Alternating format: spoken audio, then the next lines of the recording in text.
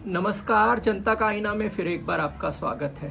संसद का विशेष अधिवेशन आने वाली 18 सितंबर से 22 सितंबर तक रखा गया है। इसकी घोषणा संसदीय मंत्री ने की है।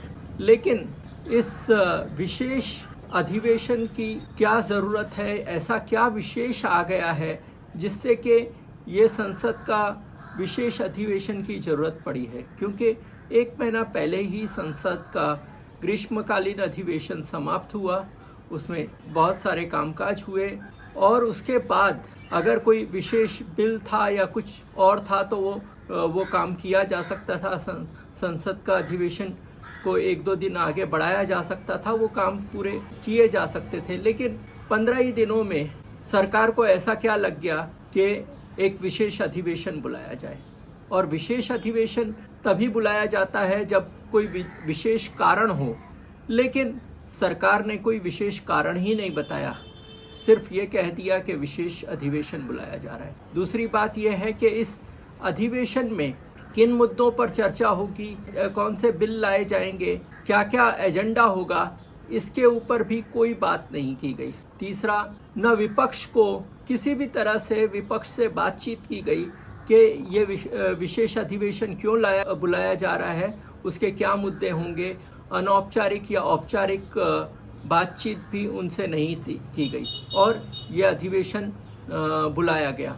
इससे सरकार के मंशा पर बहुत सारे सवाल उठ रहे हैं। जैसे ही एक तरफ तो उन्होंने ये अधिवेशन बुलाया, उसके साथ साथ उन्होंने वन नेशन वन इलेक्शन, इसकी भी बात छेड़ दी।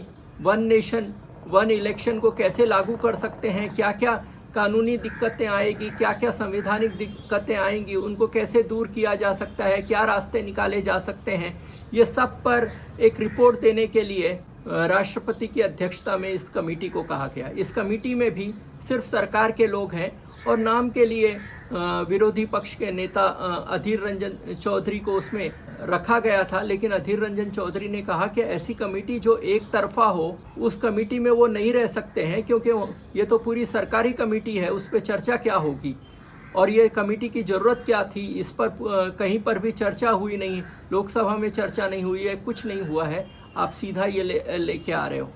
तो आपने पहले से ही तय कर लिया कि हमको वन नेशन वन इलेक्शन पे जाना है।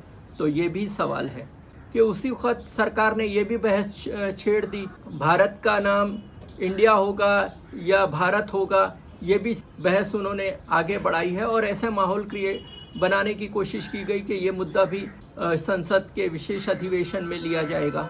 जबकि अभी भारतीय संविधान के आर्टिकल 1 में ही ये लिखा हुआ है कि इंडिया डेट इज भारत, और ये बात एकदम क्लियर है कि भारत और इंडिया ये दोनों शब्दों का इस्तेमाल किया जा सकता है और दोनों ही भारत के नाम संविधान के अनुसार है। फिर भी इस चर्चा को बढ़ाया गया और ये चीज़ें आगे गई। तो एक ये भी लोगों के दिमाग में आ रहा है, तो क्या ऐसा कुछ करने जा रही है सरकार और ये अमेंडमेंट करने जा रही है, उसके बारे में भी कोई साफ लाइन या साफ बात सरकार ने नहीं की है। फिर ये भी रूमर फैलाए जा रहे हैं कि यूनिफॉर्म सिविल कोड पर सरकार कोई कानून लाने वाली है, लेकिन विशेष अधिवेशन की क्या ज़रूरत है, वो तो पिछले अधिवेशन में भी ला सकती थी या अगले अधिवेशन में भी ला सकती थी।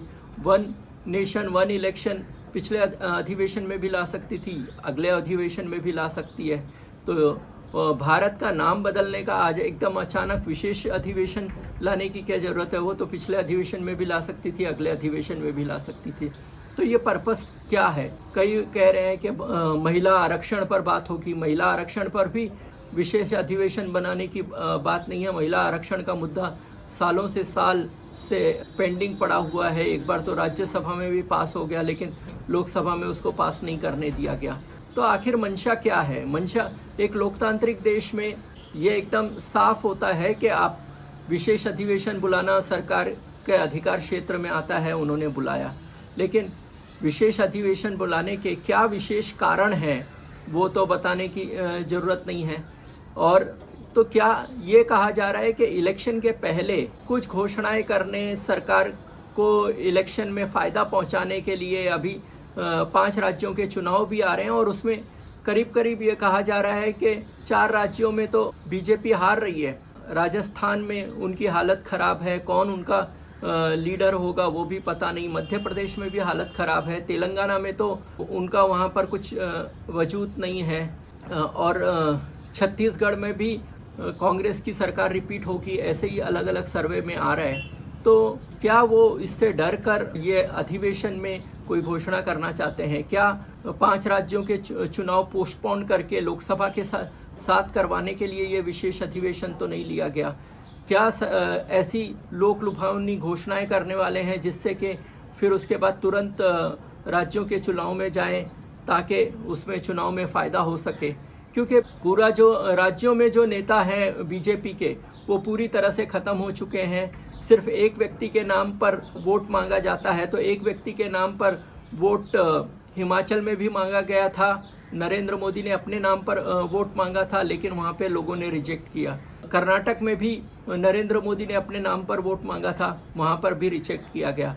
तो शायद सरकार को ऐसे लग रहा है कि खाली राज्यों के चुनाव खाली होते हैं तो वहाँ पर नरेंद्र मोदी के खाली नाम पर वोट नहीं मांगा जा सकता है, और वो सफल नहीं हो रहे हैं। तो अभी वो ऐसा सोच रहे होंगे लोकसभा के चुनाव ही करा दिए जाएं और उसके साथ राज्यों के चुनाव करा दिए जाएं, ताकि फोकस जो है वो केंद्र सरकार पर रहेगा, नरेंद्र मोदी पर रहेगा, और उसी में राज्य की भी नैया हम लोग पार लगा लेंगे, ऐसा भी। लेकिन इसको भी, इस प्रयोग को भी उड़ीसा में नकार दिया गया था। उड़ीसा में लोकसभा में बीजेपी की जीत हुई थी और राज्य के चुनाव में विधानसभा में बीजू जनता दल की सरकार आई थी। तो इसलिए नरेंद्र मोदी को जो फीडबैक मिल रहा है, जो सरकार की हालत है वो बहुत ख़राब है, और उनको लग रहा है कि अभी जीत पाना बहुत मुश्किल है। क्योंकि महाराष्ट्र में 40 से ज़्यादा सीटें मिली थी, वो महाराष्ट्र अभी उनके हाथ से जा रहा है। उन्होंने तोड़फोड़ की, सारा कुछ किया, फिर भी जो सर्वे आ रहे हैं वो यही बता रहे हैं कि महाराष्ट्र में उनकी सीटें कम होने वाली है बीजेपी की। फिर बिहार में उनका गठबंधन का नीतीश कुमार उनसे अलग हो गए हैं, वहाँ पर भी उनकी सीटें बिल्कुल कम होने वाली हैं, ऐसे ही समाचार मिल रहे हैं। राजस्थान में उन्होंने मैक्सिमम सीटें जीती थी, तो अभी सभी करीब सभी सीटें जीती थी, तो अभी उनका डाउनफॉल होने वाला है, ऐसे ही रिपोर्ट आ रही है। मध्य प्रदेश में भी वही बात है, छत्तीसगढ़ में भी वही बात है। तो जहाँ पर भी उन्होंने सारी की सारी सीटें जीत ली थी करीब, वो आज वहाँ पर सीटें कम होने का उनको डर लग रहा है, और उनको लगता है कि वो खुद से मेजॉरिटी नहीं ला पाएंगे, और खुद से मेजॉरिटी नहीं ला पाएंगे और दूसरों पर निर्भर रहेंगे तो वो जैसे तानाशाही का राज्य चला रहे थे वो उनके लिए चलाना मुश्किल हो जाएगा। तो ये सारे चीज़ें काम कर रही हैं कि ये विशेष अधिवेशन, इसलिए क्या आने वाला है इस विशेष अधिवेशन में उसको सस्पेंस रखा गया है। और ये विशेष अधिवेशन 18 तारीख से शुरू होगा और 22 तारीख तक चलेगा। पूरी देश की जनता अंधेरे में है, विपक्ष भी अंधेरे में है, तो देखते हैं क्या होगा। आपकी इस पर क्या राय है? आप अपनी राय कमेंट बॉक्स में ज़रूर लिखिए।